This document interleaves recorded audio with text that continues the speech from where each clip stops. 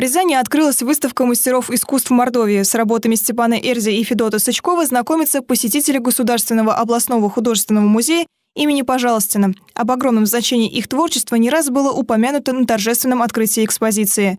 Сюда привезли 21 картину Сычкова и 4 скульптуры Эрзи.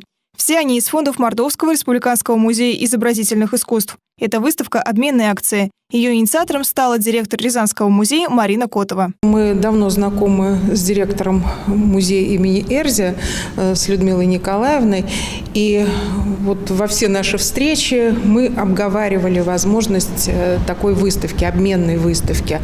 Я знаю, что и музей Мордовский очень активно сотрудничает с музеями России. И мы проводим очень большую выставочную работу, считая, что сотрудничать нужно не только со столичными музеями, а прежде всего налаживать связи между музеями областного, республиканского уровня, как в данном случае. Обменные акции в Рязанском музее начались как раз с Саранска. Почти 30 лет назад музей имени Эрзи знакомил рязанцев с народным искусством Мордовии. А в Мордовский музей привозили народное искусство Рязанской земли. В этот раз ответный визит запланирован на следующий год. В Саранск музей имени Пожалстина повезет выставку русского пейзажа. Это работы величайших художников России – Айвазовского, Шишкина, Васнецова и других. Эта же выставка в Рязани продлится до 3 июня. Первыми ее оценили рязанские художники. Они отметили поэтичность и глубину чувств работ, а также удивительное настроение, которое создает экспозиция.